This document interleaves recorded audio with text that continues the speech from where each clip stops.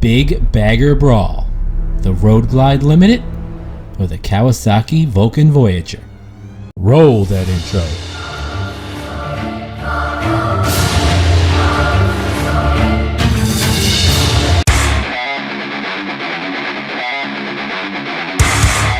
I am Anonymous Biker USA.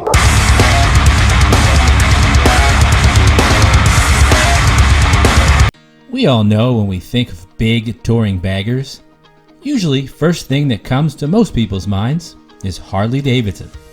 And rightfully so. They've sold millions of baggers over the years. But I'm here to look at one Harley Davidson bagger in particular, and that is the 2020 Road Glide Limited. Why the Road Glide Limited? It's the one HD bagger that compares best with the Kawasaki Vulcan Voyager. With that said, let's look at the similarities. Whoa! I just heard a bunch of Harley Davidson owners say stop right there. There are no comparisons. But for the sake of this video, indulge me if you will. Both have fixed fairings, ample saddlebag storage, tour packs, lowers, radios, rider and passenger floorboards, front and rear crash bars. Basically, these two machines are fully dressed and ready for the road. So cosmetically, so far, they both have the same offerings. And you may be screaming at your screen, but the Road Glide is nicer! And that's okay, because appearance is subjective. All I'm saying so far is that both come fully dressed. Can we agree on that?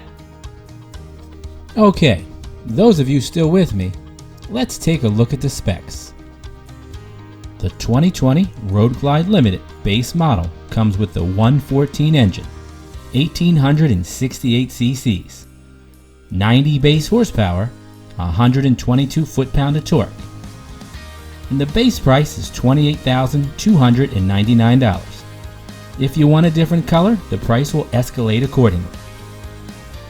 Features for the Road Glide Limited are an infotainment system, 4 speakers, Bluetooth, USB connection, voice recognition by phone, ABS, cruise control. It is chain drive and air cooled.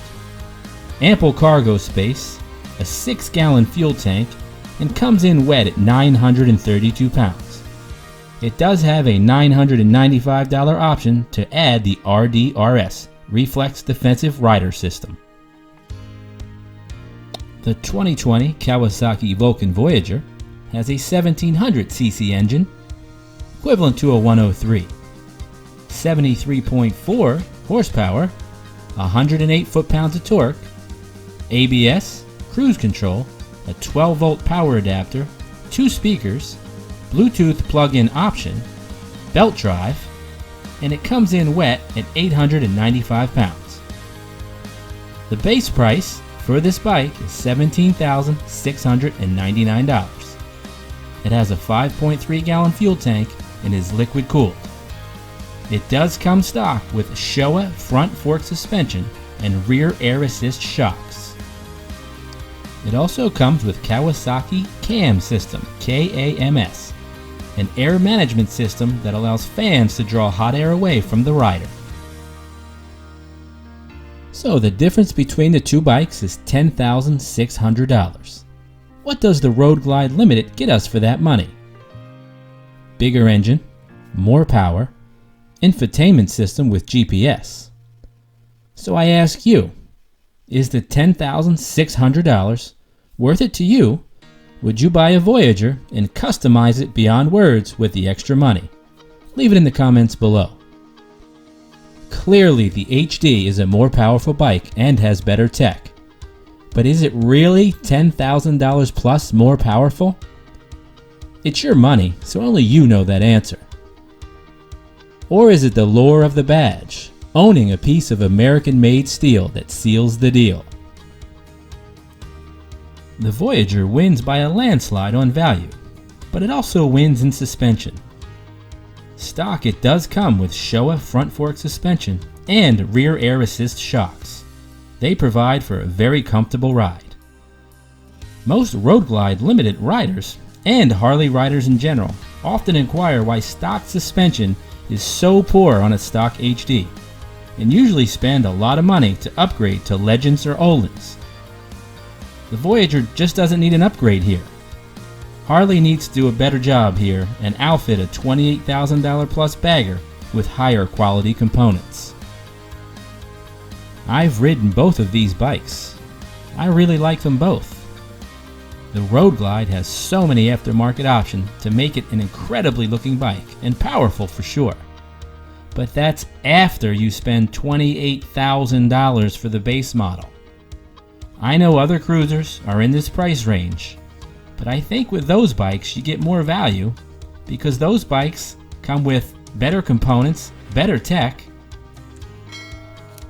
Bottom line is your reason for buying the bike. I personally look for the best value when getting a bike, and if I wanted a Road Glide, I'd find one used for a much better value than buying new. If I'm going brand new, a full-dressed bagger for $17,699, that's a pretty good deal. And after a few years, if I wanted that new Road Glide Limited, I now have a nice trade-in piece to make the Harley Davidson price much more of a value buy down the road. So which bagger would you buy? And is value the most important part of your buying process? Leave it in the comments below.